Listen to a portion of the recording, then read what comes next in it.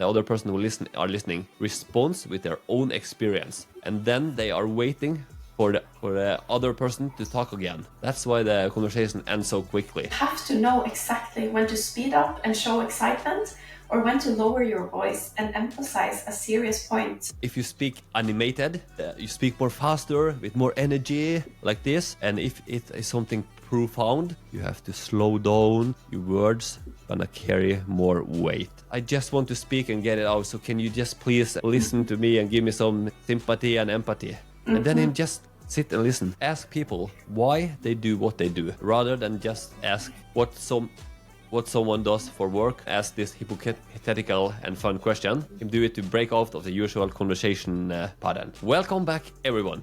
Are you ready for action? Great, me too.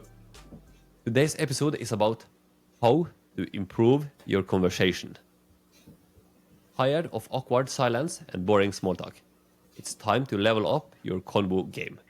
Whether you're networking, dating, or just trying to connect on a deeper level, killer conversations are your secret weapon. In this episode, we're breaking down the hacks, the mindset, and the skills you need to speak with confidence. Listen like a pro and leave people saying, "Whoa, that was a great talk." Your next powerful conversation starts now. Let's get started. And when you have conversation, it is so important to have engaging conversation, because then the people you talk with became engaged and the conversation became much more real and it flowed much better. A technique that I call the mutual interest technique is a great one. You talk with someone and you throw out different topic, and then you see on the person you talk with if he became enthusiastic and responds in a great way. And if the person do that, great. Then I used to dive deeper conversation and talk more about the topics. And if the person is not enthusiastic and not responds in a way that show that he would like to talk about it, I just move on slightly. And because when you talk with people, and if people think it's boring to talk about those things, it's not going to be a great conversation, because it is boring to become forced to talk about this one. So we have to avoid that. Definitely. And when you were working before, you had many colleagues which were in your company, but also in different companies.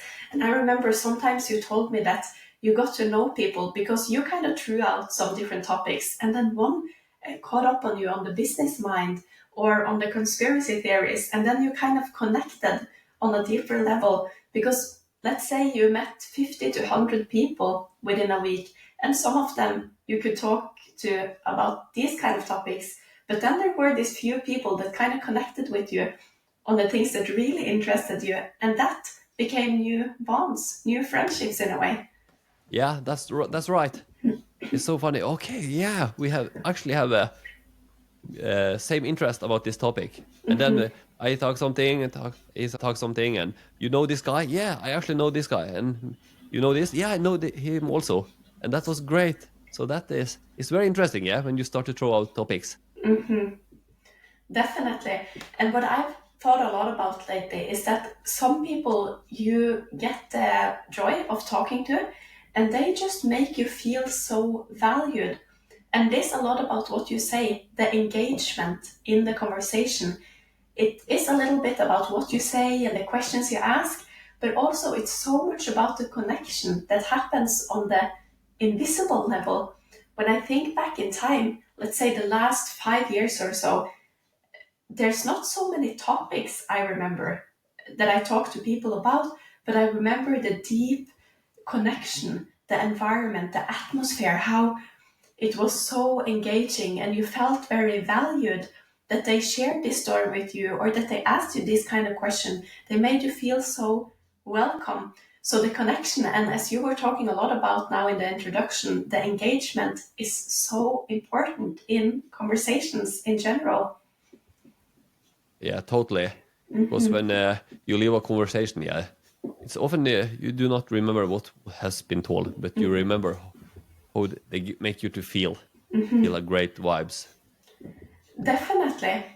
And when you talk, yeah, it's actually vibes and vibration. You throw out vibration and you get it back.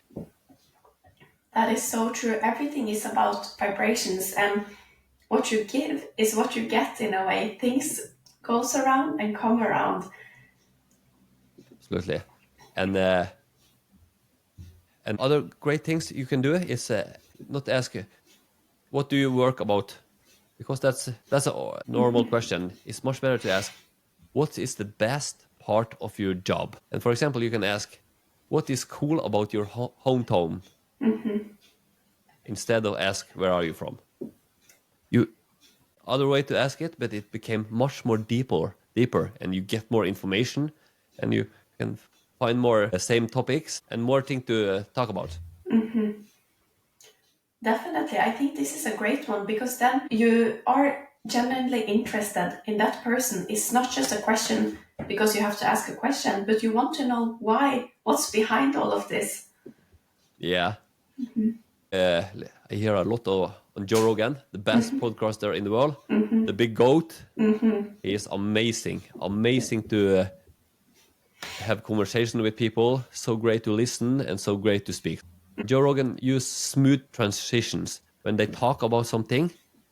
Him used to say, "This reminds me of something," and then and throw out another topic, and they start to talk about that. Because when people tell something, often the other person who are listening responds with their own experience, and then they are waiting for the other person to talk again. But then often the conversations end. That's why the conversation ends so quickly. So for example, when you talk with someone, and another person tell you something about this, and you can say, yeah, that actually reminds me of something, and then you can smoothly go over to another topic. That is awesome. These kind of smooth transitions and saying that gives you time to reflect and bring in new interesting topics. And I think a very important thing to focus about in conversations as well is to kind of switch over to even more interesting topics. Like, let's say we talk about food in the cafeteria at work one day, and the conversation is very like not so interesting, but then you dig deeper into different kind of diets and goals they have in their own lives, and then you change to interesting topics so that the conversation doesn't just die on a boring thing like food in the cafeteria. Yeah, absolutely. You go deeper. So that's great. If you actually, what's your goals for your lives? Yeah, that's a great food from health, nutrition, and then goals for your life, and then it can change, and it can also be travel. So it became so many funny and interesting things you talk about. One thing lead to another. Definitely, and this is something that Joe Rogan is exceptional about as well. They both listened a lot to his podcasts, and this is a great technique. If you're not really interested or you don't have so much knowledge about the topic, then you kind of switch on to something even more important. He's very good at this. Yeah, it's a master. You see, when Joe Rogan, it's not boring conversation. They flow so nicely, and you have to and improve your vocal variety and tone. Then your voice became much more engaging. It's much more interesting and fun to listen on you. And your voice is not a tool; it's actually an instrument. That is so true. You have to know exactly when to speed up and show excitement or when to lower your voice and emphasize a serious point. You have to know when to let the tone rise slightly to indicate that you're curious about something. You know that the pace and the volume in the conversation is extremely important for the engagement of it. Absolutely. And if you speak animated, you speak more faster with more energy, like this. And if it is something profound, you have to slow down. Your words gonna carry more weight. And other things to make great conversation, you can use compliment. And we have some different compliment. It can be, for example, work related compliment. I am so impressed about the way you did solve this task. Very impressing. And then you give the person credit for the work he have done. You appreciate the thing he have done, and then you also feel valued. Another one can be energy-based compliment, like you have so great vibes. It's so contagious to be around you. And it can be a physical compliment. Whoa, what a nice watch you have. Where did you get it? And these things are extremely important in a conversation. And we had an episode about ego because it is a natural part of our identity, our personality. But you have to know your own ego and you have to have a good relationship to it. Because let's say that I have such a big need of confirmation. I need to feel important. I need eyes on me. So I walk into a room the first day at a new job and someone tells me, you know, I had this case back in the days, and they start telling me about a challenge that they go through now. And I don't even listen to them. I just rush forward and I say, but when I had a case back in the days, it was like this and this and this. Like, if you don't validate what the person is saying, you just rush on with your own needs. You're not a good conversation partner. And this is a lot about ego as well. You have to know when you can take place and when you shouldn't be the main person in the room. You have to know yourself and read the room to be a good conversation partner. Absolutely. It's a so important point because not everything is about you. For example, as you say, someone tell, okay, ask follow-up question, dive deeper, just listen. Okay, yeah, I understand. Okay. Oh, that was sad to hear. Oh, that was great to hear. You sold it great. You have to receive, yeah, and not take over. Oh, I do this, and always have to talk. Yeah, so it's so important to listen also. Extremely important, because when you are on the receiving end of it, when you are a listener, you have to be a good listener. If not, the person will stop sharing things with you. And I see this all the time. Let's say if I had a daughter and she would come home from school and she would be so upset because some silly thing that happened in the cafeteria, some drama or something, and I am too worried about how to pay my bills or something that happened in my job. And that is so much more important because I work at a hospital and people are dying or whatever. But then I have to remember that when I'm at work, that is an important work. But when I'm at home, my role as a mother is the number one important thing for me. So then I have to fill my role. So if my daughter would come and tell me something, it is extremely important to remember my role. She comes to me to tell me something vulnerable because she needs me to listen. She needs me to talk to her about this. And then the most important thing is to validate her, to acknowledge her feelings and accept her feelings. For me, that conflict in the cafeteria doesn't mean so much. But for her, it meant everything that day. So who am I to just push that feeling away, you know? You have to remember the roles that you have. It is an honor that someone comes to you and share from their day because it means you are valued. Then you have to value them back. It is extremely necessary. So put your problems aside when someone comes to you and need you for something. Absolutely, so important to remember, because you and when you're gonna have a daughter, it's so different world. Yeah? You grown up, you have all of those life experience, but she's gonna be so young, yeah, and it's an all different world for she than for you. Definitely. And you're very good at this. You often remember things about people, like my MMA or my work or things that I have going, and it makes me feel very important because you remember that today I had an important interview, and then you'll call and check up on it. And that is so important because then I feel like you give the little extra to play a big part in my life, and then you are the person I call after that interview or when things happen, because you give back, you reward me with a lot of things. I feel very valued. Absolutely. It's so important.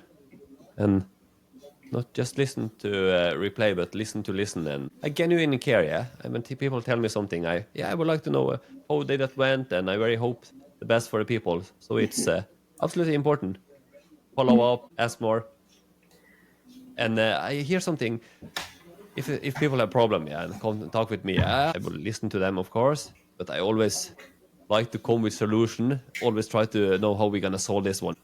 But I see another podcast that one guy, a great communicator, he used to ask his lady, okay, what do you want to do today? When his lady come home from work, she upset, something happened, and him say that, okay, what do you want me to do? Do you want me to try to solve the problem and find out how you do it, or you just want I just sit down and listen to you and not say anything?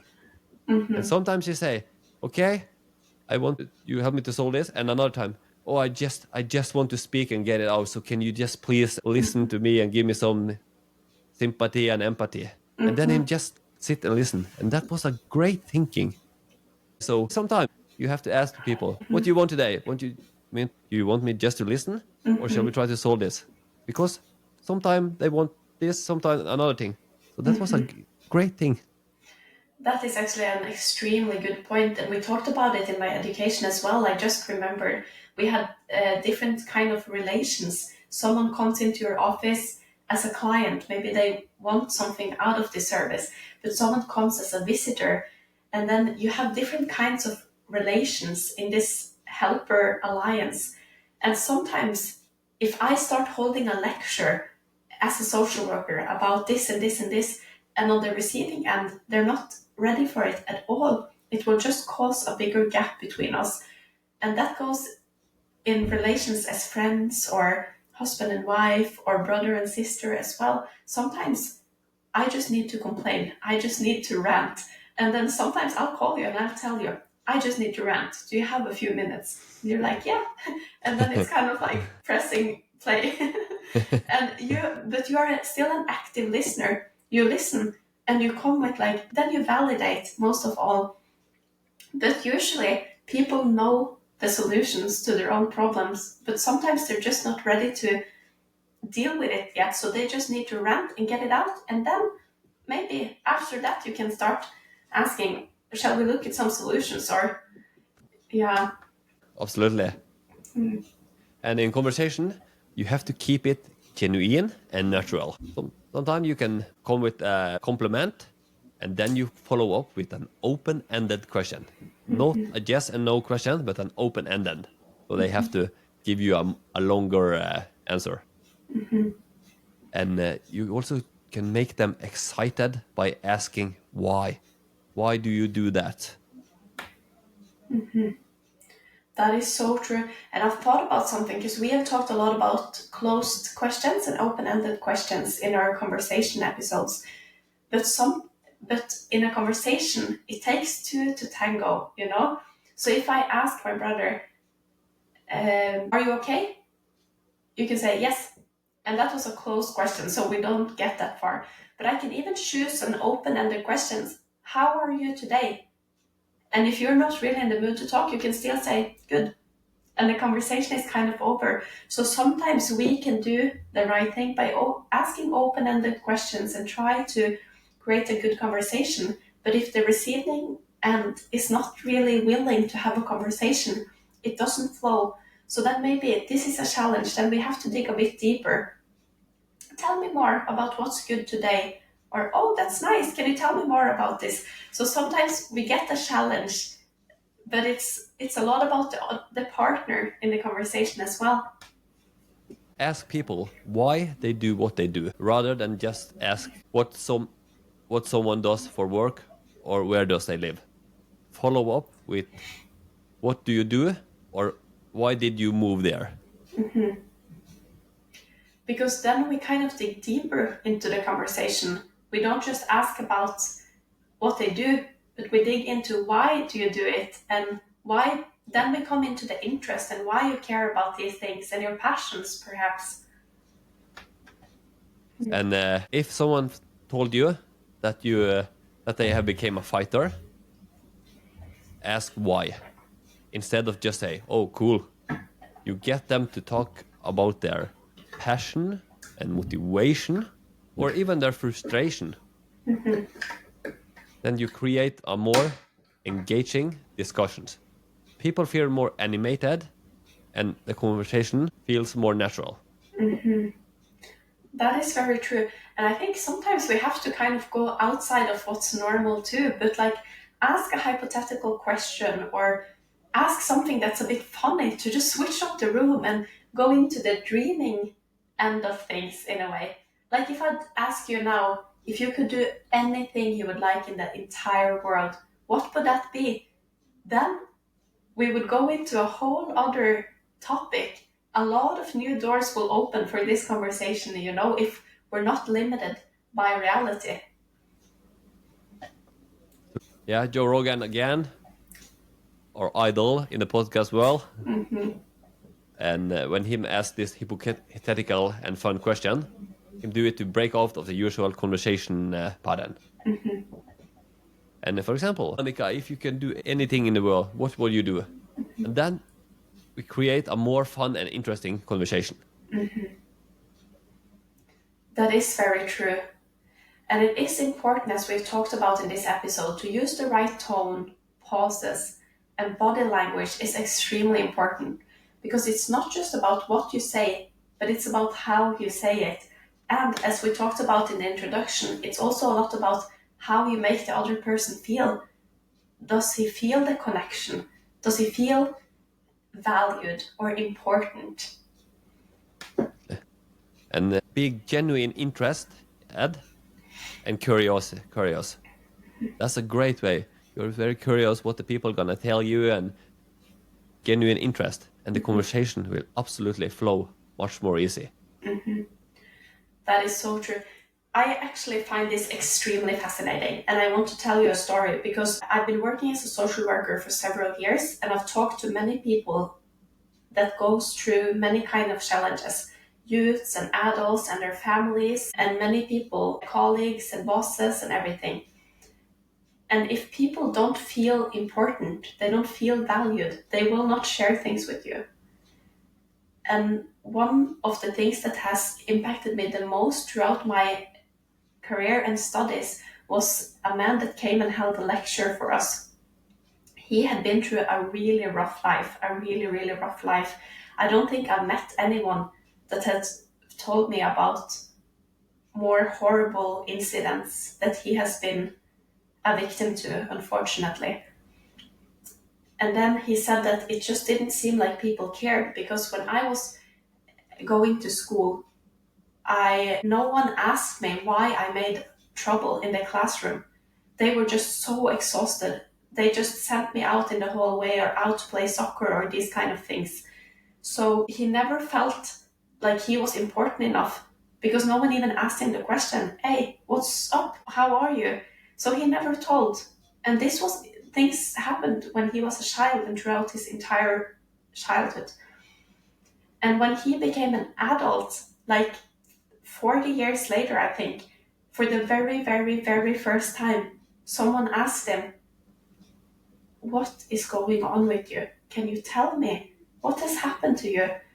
And for the very first time, someone asked him something genuine and they showed him that they were also ready to handle it, what he was going to share of information. And another guy that I know told me, because we have to remember that everything between people is like a circle. So what you send out is what you get back in return. And a very important story that some of my patients told me was that they were just used to people being scared of him. People were kind of like sitting on the edge of the chair, ready to run, in case he would act with some violence. And you see in my body language, if I'm very uncomfortable and very scared, like maybe stand by the door or I sit so light on my chair that I'm ready to run, I'm not even in the conversation. I don't even value the conversation enough to sit down and give you the time. And then he told me about the very first time he met a doctor that just sat down really low down in the chair and looked at him and said, "Tell me, what is going on?" And it just seemed like he had all the time in the world. And that's when he started telling things from years and years back, you know?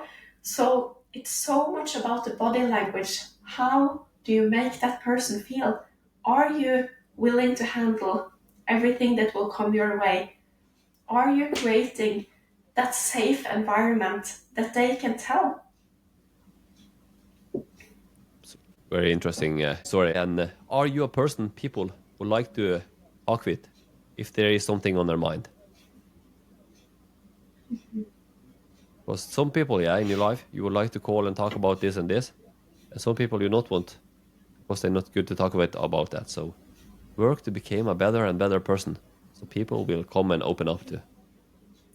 That is so true. And I think that if you always have some strong opinions about how people will live their lives, you burn some bridges. If I'm going through something, I don't call the person that would say, "Oh, that is not so good. You shouldn't do it like that. I would never do it like this," because I don't need to hear it. I know that you wouldn't do it. That's why you don't. But I think differently. But then if you're always this kind of person, you burn so many bridges that eventually people will not come to you with their problems or with their, not even problems, but just information about things that are happening in their life. And that is very sad, actually. So reflect upon these things. How are you when you receive information? How are you as a conversation partner? Because it's extremely important for your relations. Absolutely. And if you do what we did teach you today in this episode, your conversation will be so much better. On your work, on your free time, with your friends, outside in social events, everywhere you go, your conversation will become so much better. So use the great techniques we did teach you today. And if it is possible, it has been great to get a small donation to our podcast so we can keep evolving, keep growing, and get the message out as so many people as possible. And we very appreciate you for listening to our podcast and keep coming back. And we wish you the best and always share for you. This episode was recorded April 10th, 2025. In the show note, you will find the link to our homepage, the 101percentpodcast.com, where you can subscribe to our free weekly newsletter, donate to our podcast, and all the information about subscription you need. Take care of yourself, improve your conversation, and give it your best. If you like this episode, please share it with a friend. It is important for us to get out our message so we can help as many people as possible. And we will highly appreciate it if you could take 1 minute of your time to follow us on social media and review the show on Apple Podcast and Spotify. All links are below. Our Instagram is the 101% podcast. Until next time, take care and go 101% into achieving your goals. You owe it to yourself.